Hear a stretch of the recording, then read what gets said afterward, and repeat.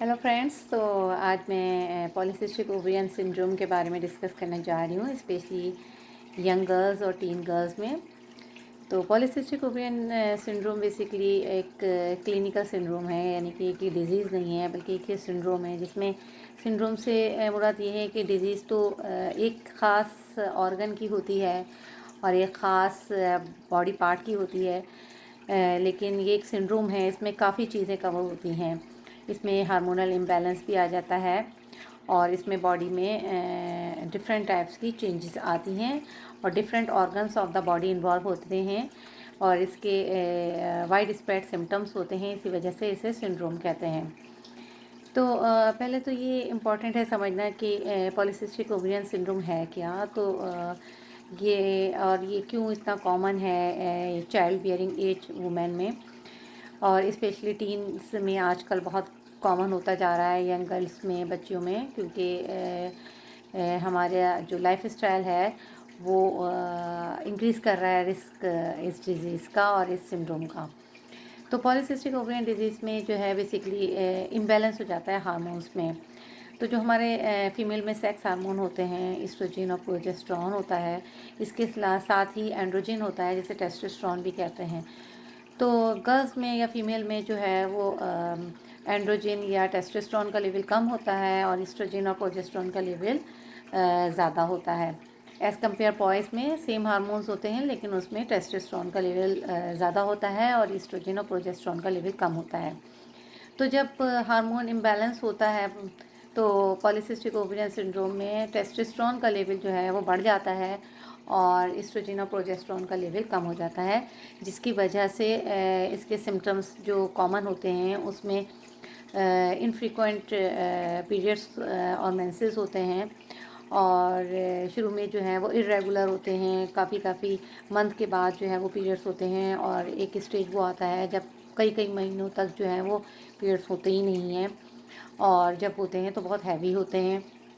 इसके साथ साथ ही जो है वो फेस पे, चेस्ट पे और बैक पे हेयर्स, जो मेल पैटर्न हेयर्स हैं, वो आने लगते हैं, और बॉडी में एक्नी, ख़ास तौर पे फेस में जो है वो एक्नी कॉमन हो जाती है, और मेल टाइप बैल्डनेस, यानी कि जो आदमियों के स्टाइल का जो गंजपन है, thinning, generalise thinning of the hairs जो होता है वो स्टार्ट हो जाता है। ये कॉमन इसके सिम्टम्स होते हैं।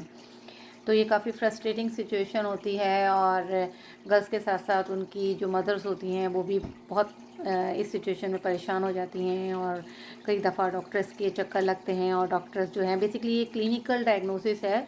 तो जब ये तमाम सिम्टम्स होते हैं किसी में तो एक क्लिनिकल डायग्नोसिस इसी की बनती है, और डॉक्टर्स इवन विदाउट टेस्ट ही जो है वो डायग्नोस कर देते हैं कि ये पॉलीसिस्टिक ओवेरियन सिंड्रोम है, और इसका सॉल्यूशन जो है वो वेट लॉस है।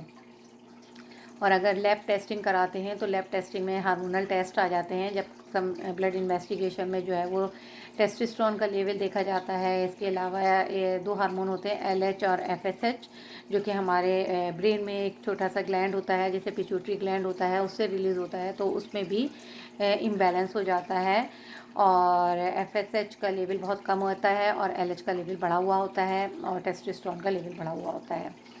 तो ये एक हार्मोनल इम्बैलेंस है। तो ये तीन हार्मोन तो कॉमन है ही हैं, लेकिन इसके साथ एक इंटरेस्टिंग चीज़ ये है कि पॉलीसिस्टिक ओवेरियन सिंड्रोम में जो है वो इंसुलिन का लेवल भी बढ़ा हुआ होता है।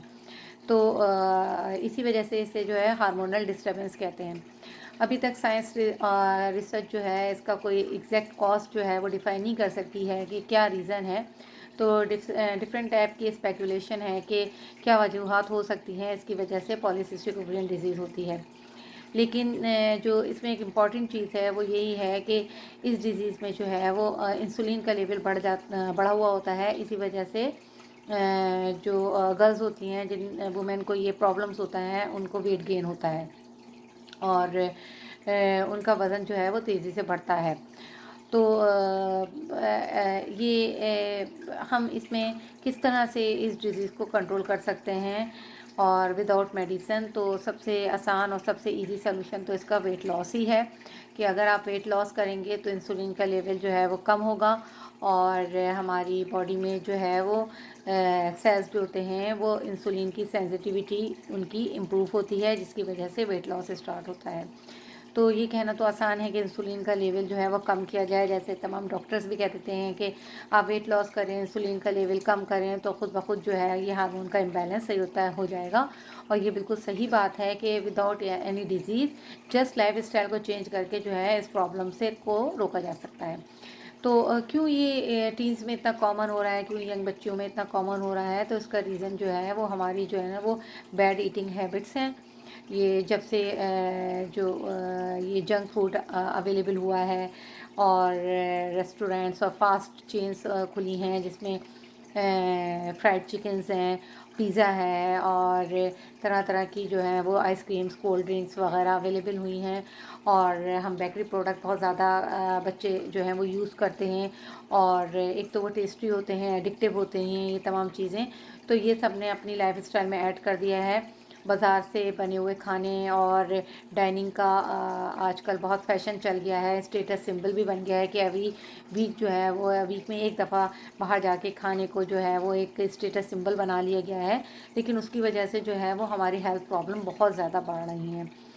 और इसके अलावा जो एक दूसरा रीज़न फूड के अलावा आ जाता है, वो जो है वो बच्चों में जो है वो आजकल फ़िज़िकल एक्टिविटी कम हो गई है, तो ज़्यादातर बच्चे जो हैं वो कंप्यूटर के सामने और टीवी के सामने ज़्यादा होते हैं। और ज़्यादातर वो अपना टाइम जो है वो स्टडीज़ में गुजारते हैं, तो बैठ के पढ़ते रहते हैं और साथ में ही जो है वो कंप्यूटर पर होते हैं, और साथ में ही उनके साइड में जो है खूब सारे चिप्स, पॉपकॉर्न और कोल्ड ड्रिंक्स और आइसक्रीम्स और बिस्किट्स और इस तरह की चीज़ें रखी हुई होती हैं। या फिर वो जो है वो ऑर्डर कर देते हैं बाहर से ही पिज़्ज़ा वगैरह। और यही एक लाइफ़स्टाइल बन गया है हमारे यहाँ। तो इन चीज़ों को जो है वो मदर को कंट्रोल करना चाहिए, और मदर्स को जो है वो बच्चों को, ख़ास तौर पे बच्चियों को जो है वो जब वो विदिन 10 ईयर्स ही होती हैं उस वक्त ही से ही 7 से 8 साल की उम्र से ही बच्चों को जो है वो हेल्दी ईटिंग हैबिट्स डालना चाहिए। उनकी उनको ये बताना शुरू करना चाहिए कि ये चीज़ें जो हैं वो इनके लिए आगे जाके बहुत प्रॉब्लम कर सकती हैं, क्योंकि सिर्फ ये एक पॉलीसिस्टिक ओवरियन सिंड्रोम की वजह से सिर्फ एक फेशियल अपीयरेंस और मेंस्ट्रुअल पीरियड का प्रॉब्लम नहीं होता, ये आगे जाके इनफर्टिलिटी भी कॉज करता है और बच्चे को कंसीव होने में भी प्रॉब्लम करता है, डायबिटिक का रिस्क बढ़ा देता है, और ओबेसिटी तो इसके साथ साथ होती ही है। तो आपकी एक फ़िज़िकल अपीयरेंस के अलावा जो है ये एक तरह से मेंटल स्ट्रेस भी बहुत ज़्यादा देता है। तो ये उन तमाम मदर्स के लिए जिनकी यंग बच्चियां हैं और टीन गर्ल्स हैं, तो उनको जो है वो बच्चों को शुरू से ही हेल्दी ईटिंग्स की तरफ लेकर आना चाहिए, क्योंकि ये तमाम जो अनहेल्दी फूड्स हैं, कार्बोहाइड्रेटेड फूड हैं, वो ब्लड शुगर लेवल बढ़ाते हैं और इंसुलिन का लेवल बढ़ाते हैं। और ये इंसुलिन का हाई लेवल ही जो है वो मेन कल्प्रिट है पॉलीसिस्टिक ओवरियन सिंड्रोम में। तो बस इसका इलाज बहुत इजी है, इसकी ट्रीटमेंट जो है वो कोई बहुत एक्सपेंसिव नहीं है। आपने सिर्फ लाइफ स्टाइल में चेंज करना है, बच्चों को कन्विंस करना है। तो बच्चों को कन्विंस करने से बेहतर है कि आप घर का पूरा स्टाइल ही चेंज करें।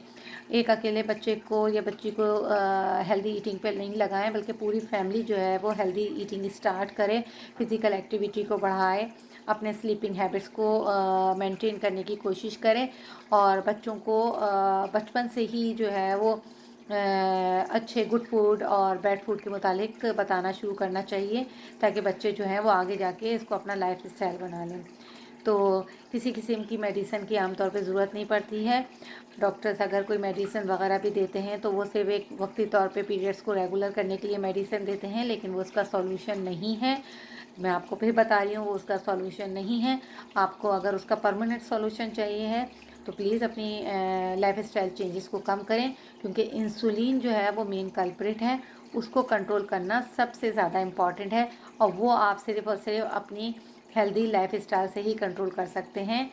सेफ़ और हेल्दी ईटिंग पर डिपेंड करें, और फिज़िकल एक्टिविटीज़ बच्चों में बढ़ाएं, उनका सिटिंग टाइम को कम करें, बच्चों को फास्ट फूड और जंक फूड से बचाएं, हाई प्रोटीन डाइट का स्टार्ट कराएं, और फ्रूट्स एंड वेजिटेबल उनकी डाइट का हिस्सा बनाएं, जिसको वो जंक से रिप्लेस करें। और कोल्ड ड्रिंक्स और आइसक्रीम को ख़ास तौर पे मदर्स जिनकी यंग टीन्स गर्ल्स हैं वो चाहें वो उनको उसको स्टॉप कराना चाहिए। तो आई होप कि आपको ये वीडियो में पता चला होगा कि पॉलीसिस्टिक ओवरियन सिंड्रोम को कैसे कंट्रोल कर सकते हैं। इसके अलावा भी अगर आपको कोई स्पेशल कोई ख़ास पॉइंट पर कोई डिस्कस करना है, आपकी किसी बेटी को या जानने वाली को कोई इस तरह का इशू है, तो आप मुझसे डिस्कस कर सकते हैं। और ये मैं आपको बता रही हूँ गारंटी से कि आपको कोई मेडिसिन लेने की ज़रूरत नहीं पड़ेगी। सिंपल लाइफ स्टाइल चेंज करके ही आप इसका सॉल्यूशन कर सकते हैं और बहुत ज़्यादा बड़े फिज़िकल और मेंटल स्ट्रेस से बच सकते हैं। तो मिलते हैं नेक्स्ट वीडियो में, इसी तरह से कोई एक नया टॉपिक लेकर आएंगे और उस पर डिस्कस करेंगे। Till then take care, bye bye.